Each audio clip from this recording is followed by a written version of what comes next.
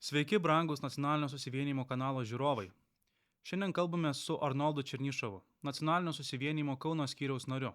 Aptarsime Kaune svarbes, tačiau menkai ar paviršutiniškai paliestas temas. Sveiki, Arnoldai. Sveikas, Simonai. Tai turbūt pirmas klausimas, kurį reikėtų aptarti, yra mečetės klausimas. Jisai tikrai sulaukia labai daug dėmesio žiniasklaidoje, bet man atrodo, kad daugeliu atveju buvo nueita paviršium, nepaliesta pati temos esmė. Tai galėtumėt, Arnoldai, dabar taip pristatyti žiūrovam esmę to, kas ten įvyko ir kodėl tai yra problemiška? Taip, tai dabartinė Kauno mečetės istorija prasidėjo nuo prašymo viešoje erdvėje nedemonstruoti fizinio artumo. Tačiau prašymų buvo ir anksčiau. Norėčiau pabrėžti, kad tie prašymai pradžioje buvo susiję su nemokamom parkavimo vietom, su teritorijos statusu ir panašiai. Bet tie visi jų prašymai nesulaukė tokio didelio dėmesio, o būtent šis prašymas, kuomet Kauno mečetės atstovai paprašė nedemonstruoti fizinio artumo, sulaukė didesnio atgarsio. Jie teigia neva, kad kažkas užsiminėjo viešoje erdvėje seksu, tačiau jokių konkrečių įrodymų nepateikė. Žurnalistai sakė, kad ten prašė to parodyti, bent jau jiem, jeigu neleisti į eterį, bet bent parodyti, tai nesugebėjo to padaryti. Nesugebėjo to padaryti ir vis dėlto, jeigu toks būtų ir pažeidimas, pirmiausia, reikėtų kreiptis į teisėsaugą arba policiją. Taip, visur tas pats, ir bažnyčios, ar prie namų, jeigu matai, kad užsiminėjo, tai kreipiesi. Būtent. Ir jeigu būtų toks pažeidimas, būtų pateikti faktai, kažkaip galbūt mes kitaip žiūrėtume į visą šitą situaciją. Bet faktai ir įrodymai nėra pateikti, tai visas tas šurmulys, kaip sakoma, matosi, kad buvo galbūt ir dirbtinai iškeltas. O kaip manot, Arnoldai, šitie reikalavimai, mini tokį dirbtinai iškeltą šurmulį, koks tikslas to?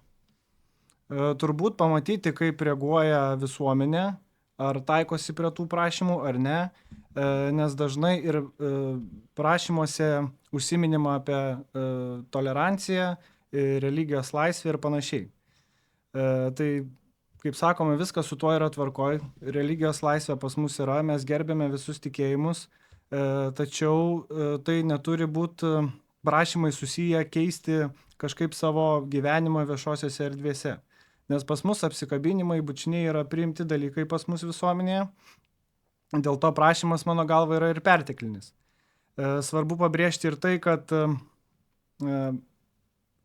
kalbant apie religinę laisvę, teko girdėti informacijos viešoje erdvėje iš Lietuvos totorių bendruomenės, jog ji pati nėra įleidžiama į mečetę, kuri buvo pastatyta tarpukariu būtent šiai bendruomeniai. Tai kyla klausimas, kaip mes tą religijos laisvę įsivaizduojame, kodėl tada žmonės, kuriem buvo pastatyta ši mečetė, jie yra neįleidžiami ir labai keista, kad šiuo klausimu visiškai nepasisako pati Kauno mečetės atstovybė. O tai, Arnoldai, kaip čia yra, kad ta mečetė buvo statyta totoriam, bet dabar totoriai neįleidžiami? Čia gal susiję ir su tuo, kad anksčiau mes tokių reikalavimų, kad nesibučiuokit ar nerodykit artumo nematydavom. O dabar, kaip suprantu, yra kiti šeimininkai. Tai kas ten įvyko? Taip, tai dabar Lietuvoje keista, bet yra du muftijatai. Tai vienas muftijatas tai yra Lietuvos totorių bendruomenės, o kitas muftijatas yra irgi kaip ir jungiantis islamų bendruomenė, bet jinai daugiau yra, kaip sakoma, sudaryta iš atvykėlių, atvykusių čia pas mus į Lietuvą. Ir tas toks išsiskaidimas ir įvyko. Kaip tiksliai ta mečetė atsidūrė to antrojo atvykėlių muftijato rankose, man sunku pasakyti, bet matome, kad tokie dalykai vyksta ir patys totoriai yra neįleidžiami į šią mečetę. Aš tiek žinau, ten liktai demokratiniam priemonėm buvo kažkaip išbalsuoti, jie tenai detalės irgi dabar jau nebeatsimenu, bet čia turbūt gana reikšminga tokia skirtis yra, kad jeigu susikūrė antras muftijatas ir jis dabar taip konfliktuoja su ta totorių bendruomenė, tai taip išeitų, kad tas totorių islamas, kurį jie praktikuoja čia 100 metų ir kuris yra integravęsis į Lietuvos visuomenę, jiems yra kažkoks netinkamas. Jie nori savos islamo versijos ir savo savo tas normas nori žymiai agresyviau primetinėti. Taip, tai man irgi teko girdėti per televiziją antrojo muftijato tokių kaip pokalbį. Neva vienur jisai sako, kad islamas kaip ir yra vienas, bet kitoje vietoje jisai jau sako, kad islamai yra atskiri ir dėl to yra įkurti tie du muftijatai. Čia tikrai įdomu, bet gal dabar visas detalės lietuviškos islamo praktikos nesileisim. Kaip vietiniai gyventojai reaguoja į mečetės prašymus, reikalavimus, bendrą elgesį tenai tikinčiųjų? Ar yra kažkokių nusiskundimų? Taip, tai nusiskundimų yra, šiaip tai tikrai gan su pasipiktinimu buvo pirmiausia sureaguota į šį prašymą nedemonstruoti fizinio artumo. Tai matėme ir žiniasklaidos dėmesį sulaukia, kaip pavyzdžiui, kiti tie prašymai susijęs su parkavimo vietomis tiek dėmesio nesulaukia, bet bendrai kalbant apie šalia gyvenančių žmonės šalia mečetės, tai žmonės skundžiasi, kad yra užstatomi pravažiavimai į privačius kiemus. Ta prasme, žmogus atsidaro vartus ir negali išvažiuoti iš kiemo. Jeigu vartai būna palikti atidaryti, įvažiuoja į kiemą ir išeina ir nepalikęs jokio numerio tiesiog kažkur išeinant, tai tikriausiai į mečetę tai tokių visokių dalykų vyksta ir kiek teko girdėti, policija į tai nelabai reaguoja. Gyventojai kreipiasi su prašymu, kad reikia patraukti automobilį ir panašiai, bet kažkodėl į kalbas nesileidžia ir net neatvyksta į vietą. Čia gal irgi jau ta ideologinė naujakalbė kažkiek pasiekus, jau bijo policininkai būti apkaltinti neapykantą, islamofobija gali būt. Ir panašiais dalykais. Bet žiūrėkit, Arnoldai, galbūt klausytojas kritiškai mąstantis sakytų, bet kaip čia? Jūs čia kalbat apie kažkokius islamo reikalavimus, čia pučiat burbulą, tokia tiesiog neapykanta, islamofobija, skleidžiat, tiesiog nemylit kitų kultūrų ir čia iš nieko darot burbulą, ta prasme. Ką atsakytum į tokį? Atsakyčiau labai paprastai. Pirmiausia, tai kaip ir minėjau, Lietuvos konstitucija užtikrina religijos laisvę. Ir tų visų normų mečetėse ar kitose maldos namuose niekas nedraudžia laikytis ir kaip sakoma, darykite jūs ten, ką norit, paprastai kalbant. Bet kalbant apie islamofobiją, tai užtenka pažiūrėti į vakarų Europos šalių praktiką.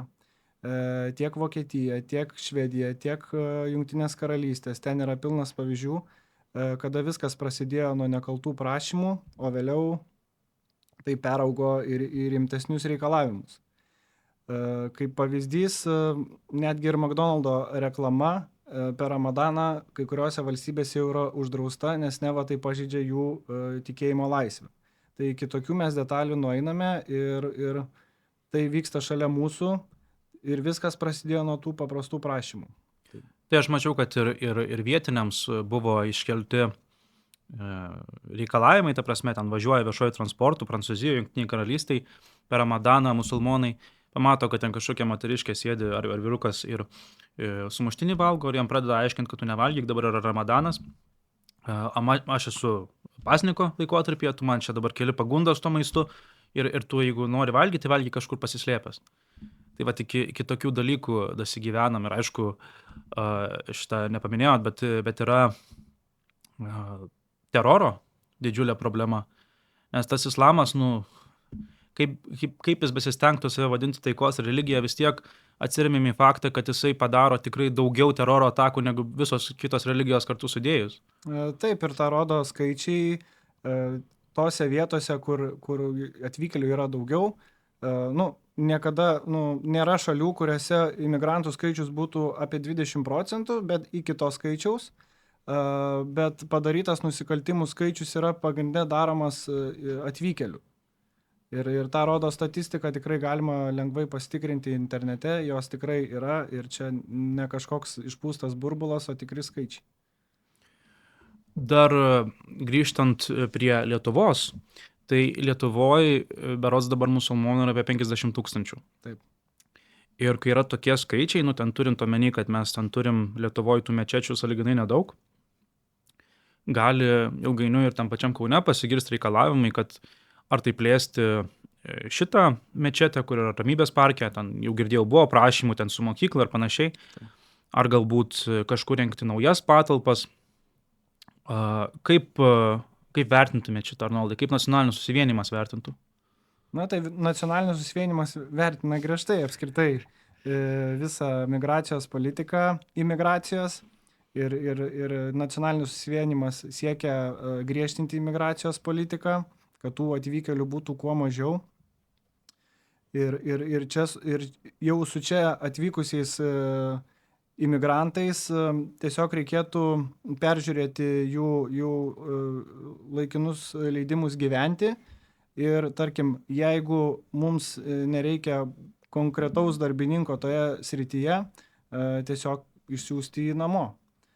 Kalbant apie jų prašymus, tai kaip ir minėjau, Kauno savivaldybės administracija, tiksliau Kauno savivaldybė Ramybės parką dabar pripažino neveikiančiamis kapinėmis, tam, kad nebūtų galima statyti ar plėsti kažkaip kitų teritorijų. Tarkim, ten mečetė irgi prašė daugiau teritorijos, kad galėtų statyti ar tai savo kažkokį pastatą, ar mokyklą, ar pačią mečetę plėsti, aš nežinau, bet toks sprendimas buvo priimtas Kauno miesto savivaldybės. O ar bendrai Kauno miesto savivaldybė pakankamai sureagavo, tarkim, į šitą situaciją su mečetės reikalavimais ir gyventojų nusiskundimais? Tai kai buvo iš jų, netgi drąsiai pasakyčiau, reikalavimas, nes pats skaičiau jų tą pranešimą, tai jie netgi rašė, kad reikalaujame. Tai savivaldybė tyliai, bet sureagavo. Pripažino tą teritoriją neveikiančiamis kapinėmis, tačiau į pastarąjį dėl fizinio artumo aš negirdėjau jokio komentaro iš jų pusės ir tikrai labai gaila, nes vis tiek tai parodytų kažkokią tais poziciją iš Kauno miesto valdžios. Patys gyventojai sureagavo, bet Kauno miesto valdžia ne. Čia turbūt dar kalbant apie islamą, visai aktualu yra paminėti ir pastarųjų dienų įvykį Berlyne. Taip. Galima nesutarti su LGBT rėmėjais ir tiek aš, tiek jūs, manau, esam toj pozicijai, bet tie veiksmai, kurie buvo padaryti ten, yra nežmogiški. Ir dažnai Lietuvoje irgi dar gajus tas mitas, kad islamas yra taikos, tolerancijos religija. Ir vat, paradoksaliai netgi Vilniuje vykusiam Pride parade buvo Palestinos vėliavos ir vat, matom, kad kaip musulmonai, kokia yra musulmonų sąveika su tais dalykais. Tai čia tikrai yra, sakau, galima sutikti, galima nesutikti, bet atneša visiškai kitokį bendravimo būdą, visiškai kitokį požiūrio būdą. Taip, tai ir jų šiaip pats supratimas į mūsų visuomenį yra šiek tiek kitoks negu mes, negu mūsų. Mes kiekvienas įsivaizduojam, kiekvieną žmogų mes matome skirtingai. Kaip individą. Kaip individą jo, su skirtingais gyvenimais, su skirtingais siekiais, norais ir panašiai. Tuo tarpu musulmonų visuomenė, jie mus mato kaip vakarus ir mūsų jie neišskiria. Mes esame vakarai, mes esame tokia atskira bendruomenė ir viskas. Tai net ir tas skiriasi, o šiaip tai matosi ir iš jų elgesio, kaip jie elgesi tiek Europos valstybėse, tiek pas mus. Tik pas mus dar jie gan atsargiai, nes jų palyginus nėra tikrai daug, bet šią masinę migraciją reikia tikrai stabdyti. Taigi, aptariam tą mečetės klausimą ir tas jo tokias kaip keliamas grėsmės, kad tai yra tokie kaip pirmi stuksenimai, bandant patikrinti, kaip reaguos vietinė populiacija. Bet Kaune turbūt yra ne vien šita tema aktuali. Taip. Ir norėjau jūsų paklausti, kaip vertinat Kauno architektūrinę plėtrą, ypač kai kalbam apie istorinės miesto dalis? Taip. Tai turbūt reikia pradėti nuo to, kad nesu aš nusistatęs prieš modernę architektūrą. Yra miestų, kur jinai tikrai tinka, bet Kaunas turi savo charakterį. Kaunas turi savo tarpukario modernizmą, Žaliakalnio visas gražiasias vilas.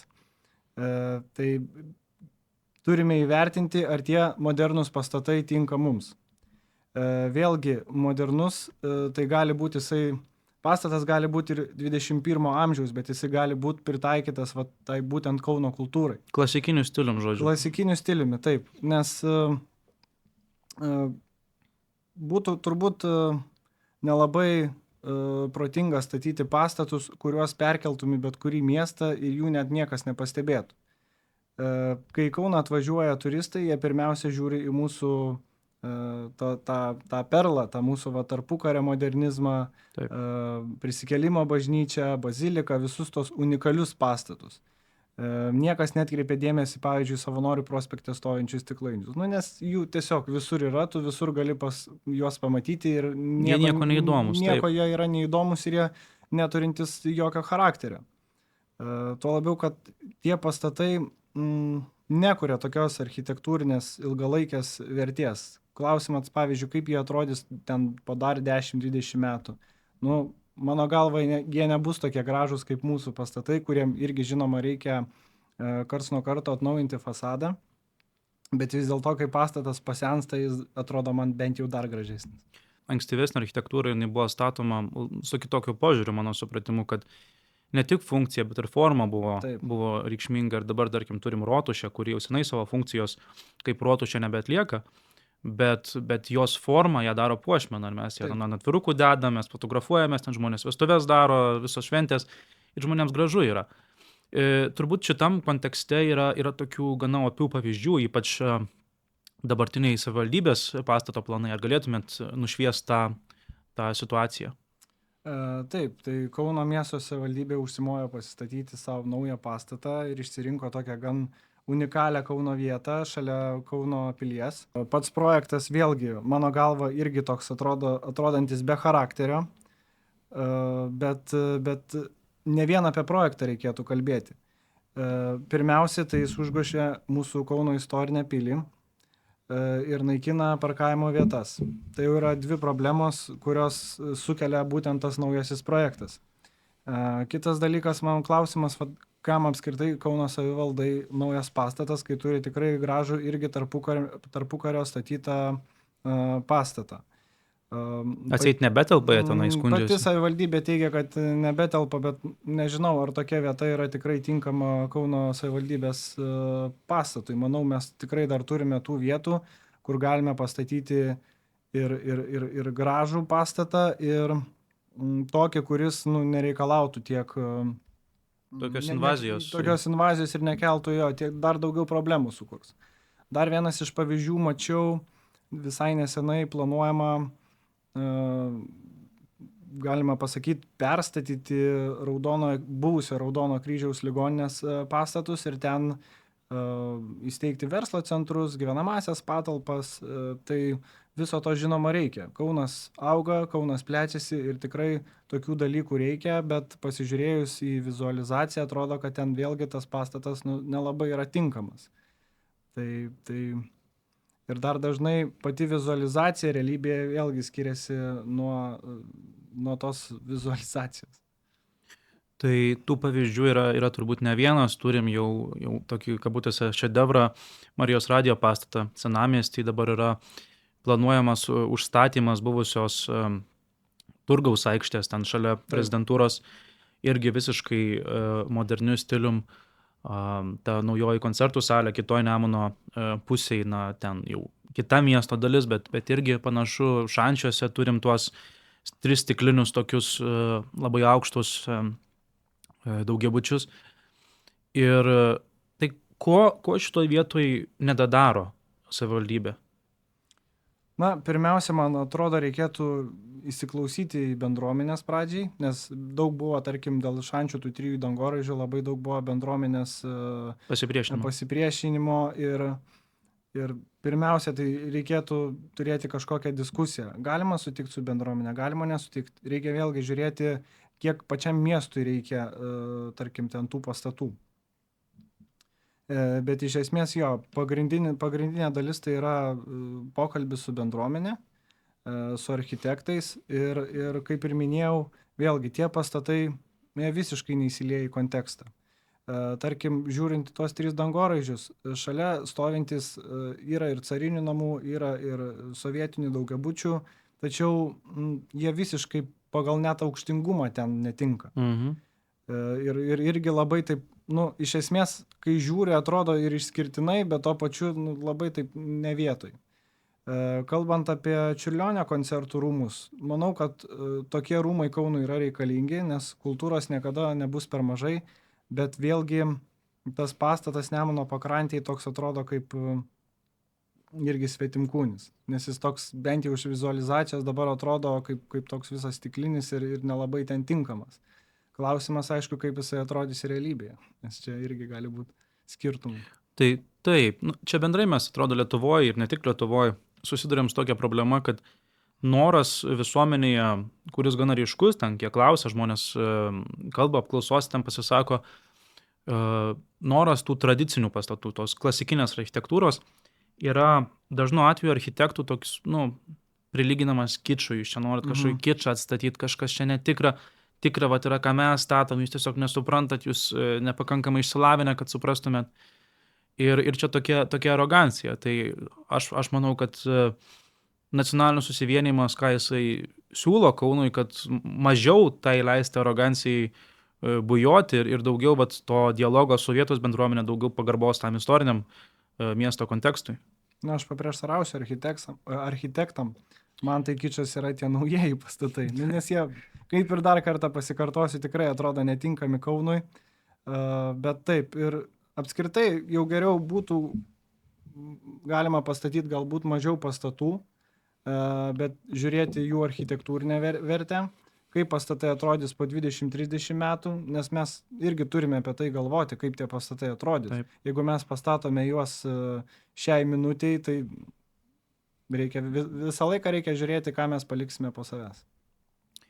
Dar vienas gana plačiai diskusijas keliantis objektas, architektūros klausimas, taip gana tyliai, žiniasklaida taip daug jo nekabina, bet buvo daug kalbų apie įamžinimo politiką, žodžiu, paminklų statymą. Kaip vertinat šitą savivaldybės kryptį ir kokias matot galbūt ydas?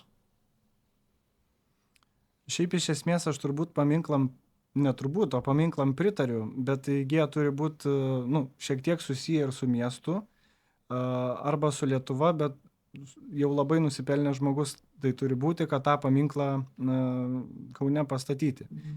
Vėlgi dabartinis paminklų statymas tai atrodo toks kaip noras pavaizduoti, kad mes dirbame, kad mes statome, kad mes kuriame, bet ar jie visur yra tinkami, vėlgi čia yra klausimas. Kaip vertina tuos modernius paminklus, kurie dabar kuriasi, tarkim, prie Ąžuolyno bibliotekos arba pačiam Ąžuolyne, tokie, iš pažiūros keisti, sunkiai suprantami projektai. Berods irgi girdėjau, kad bendruomenė buvo nustebus, nes niekas nebuvo pranešta, kad ten kažkas tokio atsidurs. Taip, kiekvienas projektas turi atsakyti į klausimą, kokią naudą jis neš. Tai jeigu tas paminklas pastatytas ir net nėra atsakoma į klausimą, kam jis ten pastatytas, tai toks irgi gaunasi, kad kam jos tada statyti. Turi būti, kaip ir minėjau, statomi paminklai, kurie turėtų reikšmę. Turėtų reikšmę, trauktų turistus ir būtų gyva miesto dalis. O tam tiesiog pastatyti, nežinau, ten sagelės kažkokias mačiau, ten buvo pastatytos, apie ką jas, tai aš tikrai nesuprantu. Čia iš tos serijos turbūt, kai žodžiu, prasme susikūri pats, ten pasižiūri ir tada jau... Galbūt menas toks įdomus dalykas. Tai čia tokie įdomesni sprendimai, bet užsiminėt apie projektus ir gana plačiai nuskambėjęs dabar yra projektas statyti apžvalgos bokštą. Kiek girdėjau, jau dabar buvo paskelbtos kelios galimos vietos. Taip. Jam, bet dar projektas buvo patvirtintas, dar net nežinant, kur statys, jau buvo ir bilietų kainos liktai. Taip, tai projektas buvo patvirtintas, pirmiausia buvo patvirtintos bilietų kainos, o tik vėliau jau buvo netgi klausimo kauniečių, Tai kurgi norėtumėt matyti tą apžvalgos bokštą? Bet čia Ratą. apžvalgos ratą, taip atsiprašau. Bet čia reikėtų dar sugrįžti prie kitų mūsų Kauno miesto simbolių, kurių mes tikrai turime. Kaip pavyzdys būtų turbūt Žaliakalnio funikulierius, kuris dabar yra uždarytas. Manau, mes pirmiausia turėtume šiuos savo simbolius įveiklinti, padaryti juos gyva miesto dalimi, kad jie veiktų, trauktų žmonės, o tada galvoti apie kažkokius naujus. Bet vėlgi jie neturėtų būti tokie paprasti. Čia lygiai taip pat kaip ir su pastatais. Turime sukurti tokius objektus, kad jie būtų Kaunui. Apžvalgos ratą mes galime rasti Palangoj, Londone, bet kokiam mieste. Ta prasme, jų tikrai yra labai daug. Reikėtų kažko unikalaus. Grįžtant prie funikulieriaus, kaip ir minėjau, mes turėtume ne tik daryti, kad jisai veiktų, nes dabar jisai yra dar ir uždarytas, juo nieks nesinaudoja. Būtent Žaliakalnio uždarytas? Būtent Žaliakalnio, taip. Bet turėtume ir kurti įvairius renginius, susijęti su kitais mūsų kažkokiais paveldo objektais, kad vyktų ryšys tarp vieno ir kito objekto ir tas gyvenimas ten virtų. Kai bus įdomu net ir mum kauniečiam tuos objektus aplankyti, tuomet ir turistai visai kitaip žiūrės į mūsų tos brangakmenius. O dabar jūs tai paminėjot, kad turim to paveldą, išskyrėt funikulierių. Kokius dar objektus būtų galima įveiklinti, kurie dabar nėra pakankamai, negauna pakankamai dėmesio iš savivaldybės? Tai aš neatsakyčiau, ir ta pati Santaka, Kauno pilis, tikrai ten dar būtų galima padaryti, kad tas gyvenimas būtų gyvesnis šalia tų objektų.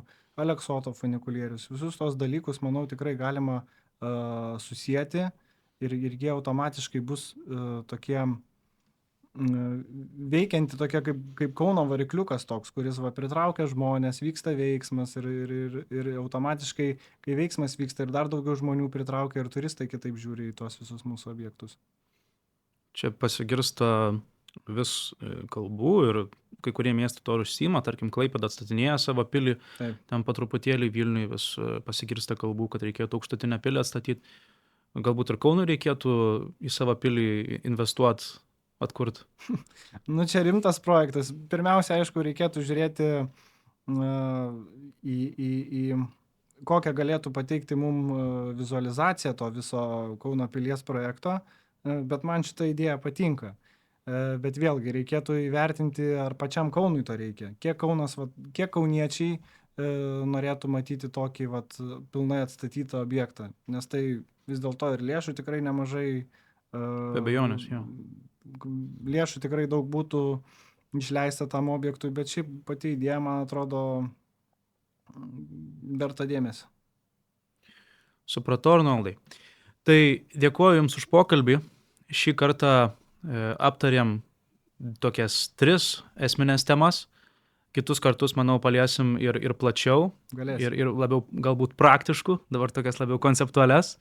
Tai tikrai dėkuoju už pokalbį ir iki kitų kartų. Visam.